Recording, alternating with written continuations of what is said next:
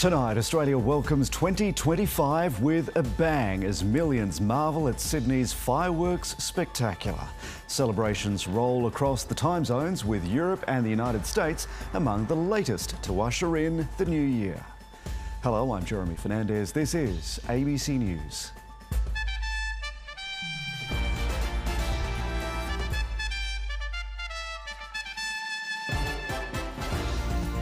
Hundreds of confidential cabinet records are unsealed, providing insight into military deployments to the Middle East.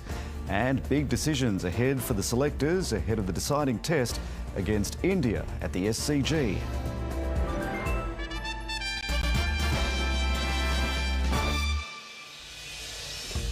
A new year heralded by a spectacular display across the skies. Millions of people around the country and the world watched as Sydney's harbour lit up to farewell 2024 and bring in 2025. It was a fireworks show bigger than ever before, and revellers left the city's vantage points with glowing reviews. 4, 3, 2, 1, Happy New Year! Sydney exploded into 2025, the harbour erupting in light and colour. More than 1 million sets of eyes witnessed the spectacle from the foreshore, along with hundreds of millions around the world, watching Sydney at its best. Pinch me. Pinch me. This isn't real. Unbelievable. It feels like I'm in a movie. This year's show lit up the western side of the bridge for the first time in the event's history. The western side of the harbour, having access to those fireworks off the bridge, was a massive success. It meant that more crowds could get around the harbour at different vantage points. Spectators who'd come from all corners of the globe gave the display shining reviews. Worth it, I think. Yeah, for sure. 100% worth it. It was amazing. The best one. Beautiful. I love. Yeah. Worth the wait. It's been a big night and a long day for many. Now comes the slow journey home. Authorities have asked people for patience as they make their way. Major transport problems were feared, but with industrial action put on hold, disruptions ended up being minor. In the end, there was about 5 minutes worth of delays, but Sydney Trains were able to get all services back to their regular running within the hour. Police reported 49 arrests over the course of the evening, including a clash between two groups in Coogee.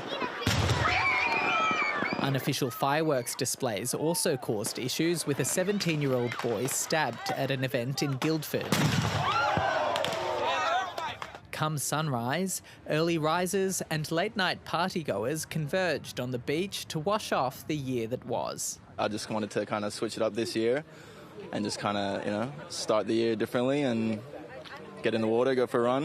I've been just dancing all night and drinking, sleep for half an hour and came here to see the sunrise. One family welcomed the new year with a new child. Baby Sean arrived at midnight. I plan to go to Darling Harbour, see the firework on 11:30 maybe or 11, but I start painful 11 o'clock. Lucky I didn't go there.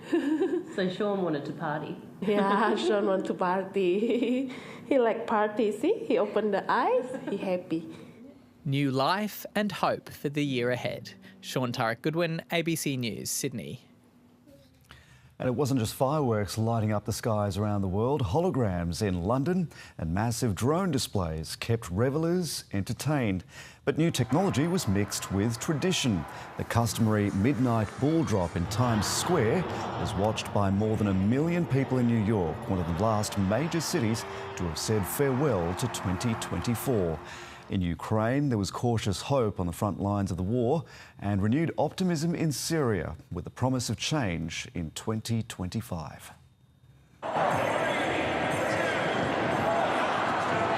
As Big Ben struck midnight, love was in the air and London's skyline lit up in red, white and blue.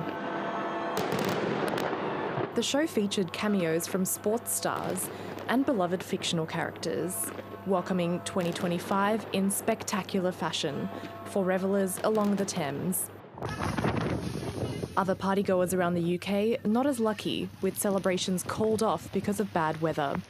Even Scotland's famous Hogmanay event cancelled. We're super bummed out. Obviously, we totally understand safety is definitely the most important thing, and the weather is getting a bit extreme. But the party went on across the Channel in Paris, with captivating lights on the Arc de Triomphe. And after midnight, a fireworks extravaganza over the crowds gathered at the Champs-Élysées. People braved the cold in Berlin to welcome the new year at the city's iconic Brandenburg Gate. In Greece, celebrations were a little more subdued, with a silent drone display over the ancient Parthenon in Athens. Claiming the global record, a 57-minute display in Dubai. The world's tallest skyscraper was the centrepiece, with fireworks exploding from the sides of the building. And in Damascus, people danced under fireworks at the Christmas market, waving the green, white and black revolution flag, less than a month since President Bashar al-Assad was deposed. In Georgia, thousands of pro-EU protesters celebrated in front of Parliament, singing and toasting to a European future. After seeing so many people so happy and with this unmatched spirit, I'm 100% confident that we're going to achieve victory. A curfew emptied the streets of Kyiv after midnight, with President Zelensky declaring 2025 the year of Ukraine in a video address. We know that peace will not be given to us as a gift, but we will do everything to stop Russia and end the war. As the sun rises on 2025, the world says goodbye to another challenging year. Laura Yumshajakian, ABC News. Hundreds of previously secret cabinet records have been made public in the National Archives' annual release. They provide an insight into the Howard government's increasing concern about the safety of troops deployed to Iraq, but keep hidden much of the detail on deliberations on the maritime border with Timor-Leste. Political reporter Nicole Hegarty has this report. A handshake that went down in history. How are you, Mark? Good, how are you? I'm very well. An election year, 2004, would see a significant focus on national security amid the ongoing war on terror. Who do you trust, importantly, to lead this country? Howard would go on to secure a fourth and final term in office, increasing his majority. That year, Australia's involvement in the war in Iraq continued to dominate cabinet discussions, Howard making a flying visit to Baghdad on Anzac Day. Cabinet documents from 2004 include, for the first time, papers from the National Security Committee which were not referred to the full cabinet. 2004 began with the US conceding its argument that Iraq possessed extensive stockpiles of weapons. Australia's basis for sending troops was without foundation. There was plenty of evidence of a capacity through programs to develop them very rapidly. Papers provide a glimpse into the Cabinet's deliberations on Australia's engagement. By July, Foreign Minister Alexander Downer was warning Australia's engagement strategy had to assume Australians would be targeted and possibly kidnapped by insurgents. Negotiations continued with Timor-Leste over lucrative oil and gas reserves. Negotiations, it would later emerge, were allegedly bugged by the Australian intelligence services. John Howard insists that hasn't caused lasting issues. I don't think any permanent long-term damage has been done. Terrorism struck the region. Australia's embassy in Jakarta bombed, leaving 10 dead. Nature wreaked havoc on Boxing Day, with a tsunami in Southeast Asia killing more than 220,000, including 26 Australians. Back home, the government would amend the definition of marriage to be between a man and a woman. The government also agreed to establish a fund of at least $1.5 billion to promote low emissions technologies. It may be 20 years ago, but the themes occupying Cabinet bear similarities to those of today. House prices and the economy were in focus, as was immigration, with the High Court allowing for the indefinite detention of non-citizens who couldn't be deported, a decision that would stand until November 2023. Nicole Hegarty, ABC News, Canberra. The Sydney to Hobart yacht race is over for another year. The 74th and final boat reached the finish line this morning. On the sparkling waters of the River Derwent, Saltline sails into Hobart, becoming the 74th yacht to cross the finish line. Mighty Salty! After 5 days and 20 hours at sea, it was an emotional reunion for loved ones. It's been very stressful. We haven't slept either. I miss him! Obviously we're at the tail end of the fleet, so to finally get in, it's fantastic. Bit of a boyhood dream to compete, so it was nice to be a part of it. The crew had hoped to reach Hobart for the New Year's Eve celebrations, but calm conditions delayed their arrival. We thought, it was a chance to make the fireworks, but nah. We had a little tot of rum and a little celebration on New Year's Eve just to celebrate. Yachts have been arriving in Hobart since Saturday, some making it just in time for the fireworks. It was getting close. 6 hours out, we had 30 mile to go, so we had to average 5 knots. And we had half hour to spare, so we thought we were pretty lucky with that one. This year's race has been marred by tragedy with the deaths of 2 sailors, challenging conditions forcing 30 yachts to retire. But dozens of others successfully completed the epic journey across Bass Strait and the east coast of Tasmania. Law Connect claiming line honours and Celestial being declared the overall winner. Salt Lines might have been at the tail end of the fleet, but simply finishing the race is a victory for the crew. So a lot of these guys, some of them have never sailed before, aside from our training weekends, so it's a massive accomplishment for them. An accomplishment worth cheering for. Jano Gibson, ABC News.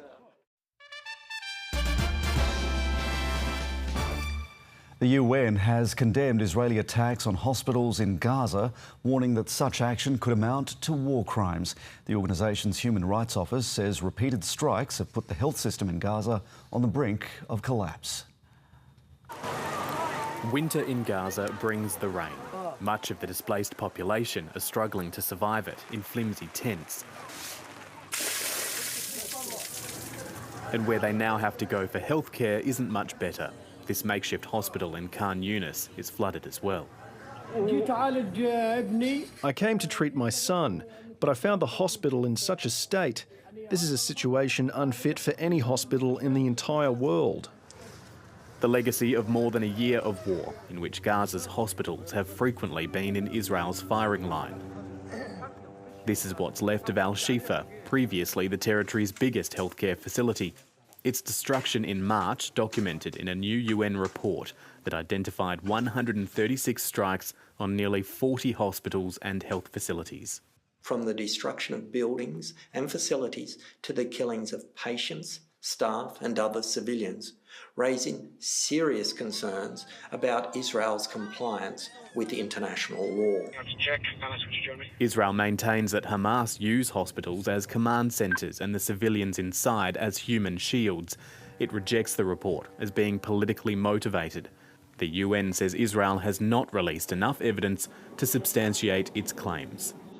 The report covers attacks up until June 2024, but more have continued since then. Over the weekend, the Kamal Adwan Hospital was raided and indefinitely closed, drawing condemnation from the World Health Organization. There, the IDF arrested 240 people, including the hospital's director. Israel alleges they have ties to Hamas, but has not provided any evidence. What little is left of health services in Gaza is in dire need of supplies. That aid, groups say, is struggling to get through.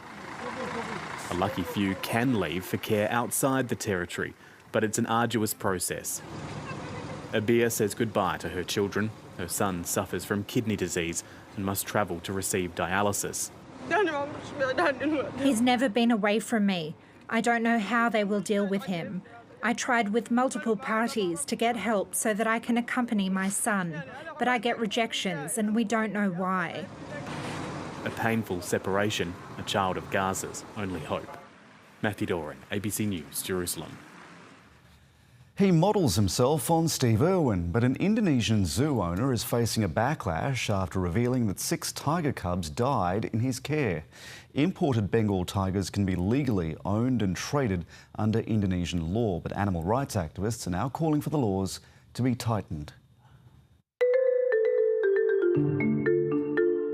In a suburban house in the hills of the city of Bandung, some unusual backyard pets. Oh, hello. Welcome to my home. Thank you for having us. Yeah, you're welcome. This is the home of Alshad Ahmad, a 29-year-old YouTuber who is Indonesia's Tiger King. Yeah, this is my bear cat. Alshad's been building his home zoo for 5 years. Technically, it's a captive breeding program. There are 4 tigers here at the moment, and possibly more to come. How much can they mate in a day? 30 up to 50 times a day. For how many days? 4 or 5 days. So 4 or 5 days in a row? Yeah. And they can mate 30 to 50 times Yeah. per day? Yeah. Wow, that's stamina. But tiger cubs are a bit of a sore point here. Alshad's gained millions of followers online for videos of cubs roaming around the family's luxurious home. But when he revealed that 6 out of 7 born here died, the backlash was swift. What were they saying? I cannot take care of tigers. I murder the tigers. Yeah, something like that. He says the mother had problems feeding the cubs, and only when he intervened to bottle wean them with imported tiger milk did one cub finally survive. Why? Well, animals is very hard to take care of because they are very fragile.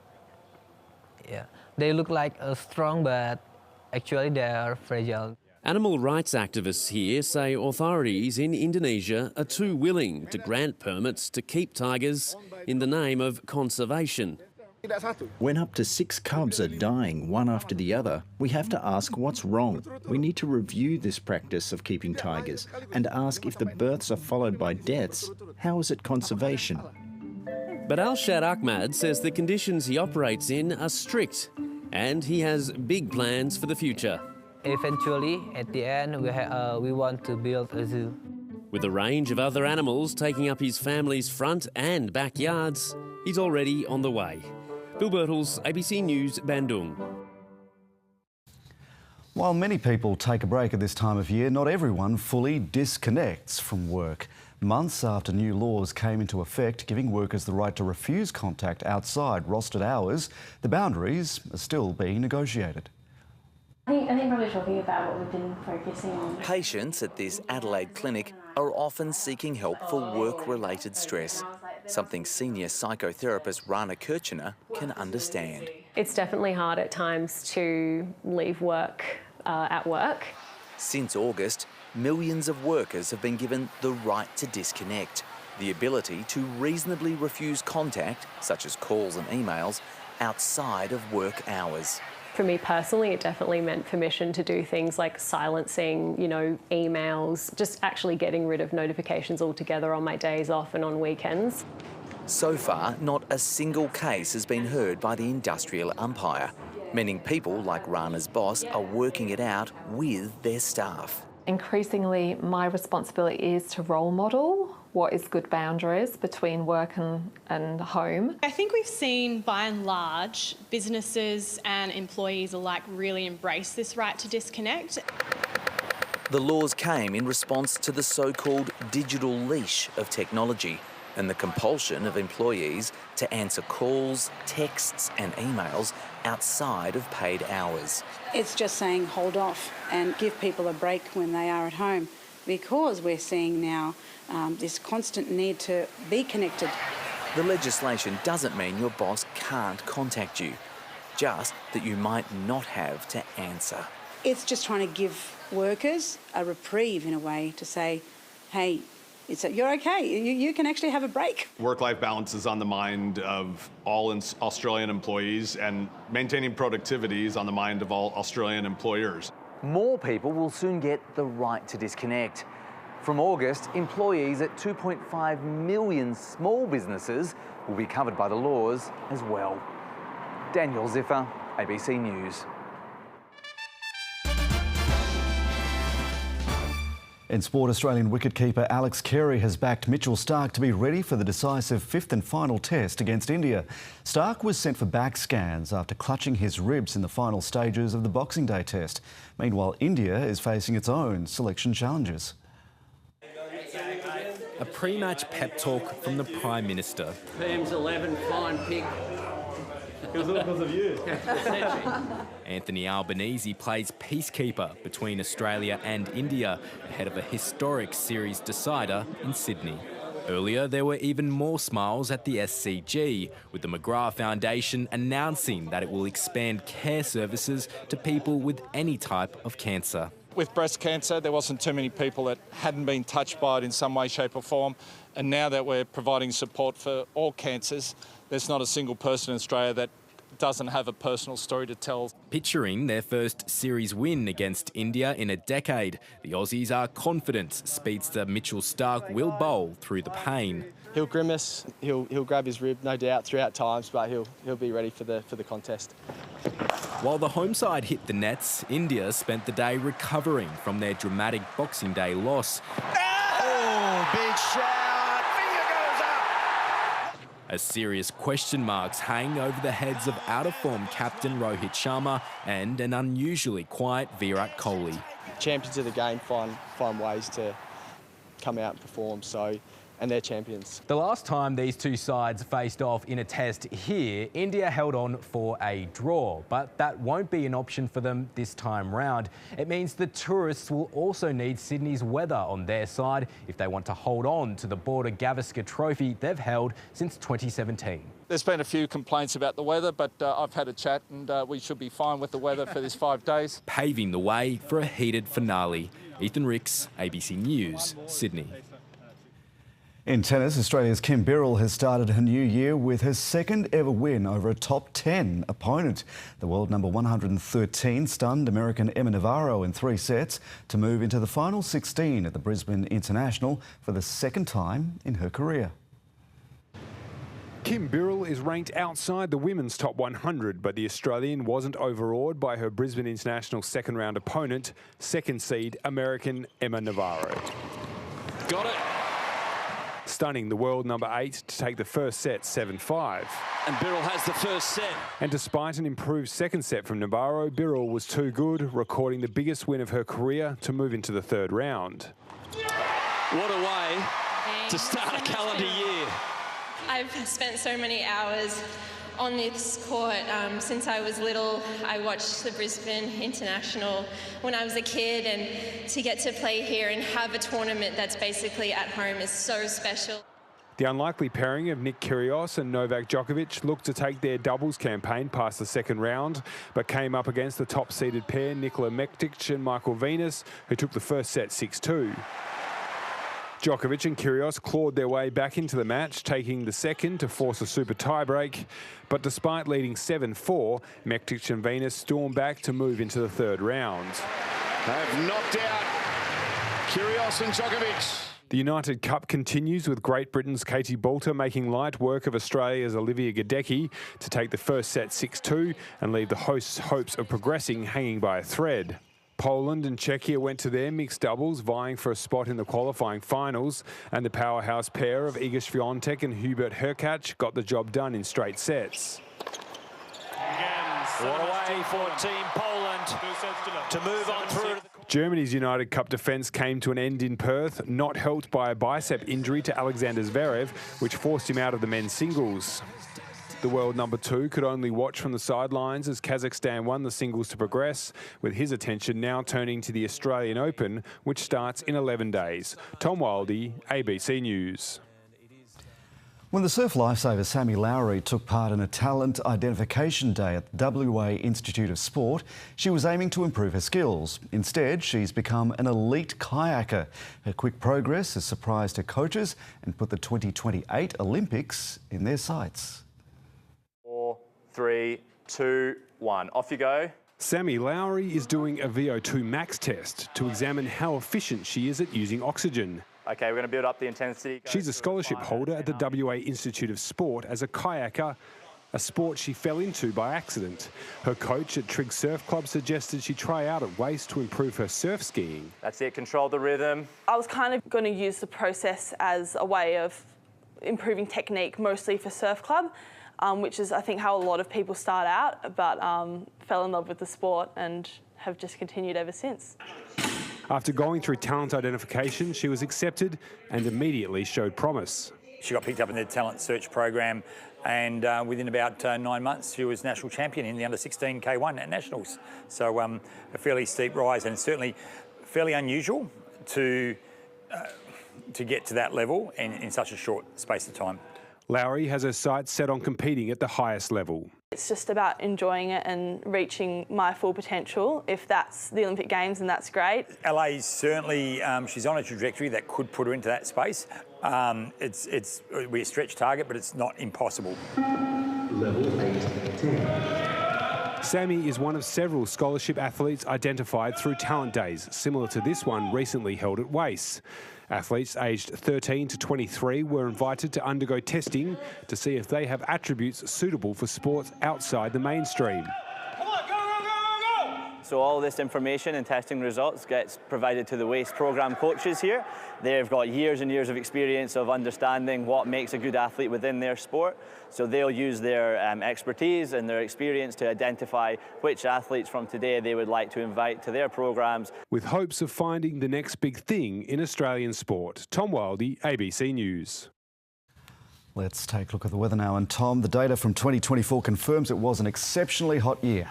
Jeremy, Australia has just baked through our second warmest year on record. The mean temperature across the nation was nearly 2 degrees above the pre-industrial average in 2024, only a fraction of a degree below the hottest year, 2019.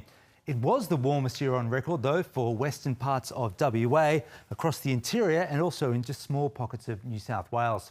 Sydney's temperatures were consistently above average. Our minimums at Observatory Hill averaged 15.2 degrees, the third warmest on record, while maximums were the second warmest on record for Sydney, an average of 23.9. That was around 2 degrees above the long-term average. And we're off to a warm start to 2025. Sydney worked to a low of 21, that was 2 above the average, then warmed to 29 under mostly sunny skies, that was 3 above. But away from an afternoon breeze off the Tasman, the west climbed to 36, as much as 6 above the January average. A few storms popped up over the western suburbs this afternoon, but they were not severe, and you can see they dissipated well before reaching the coastline.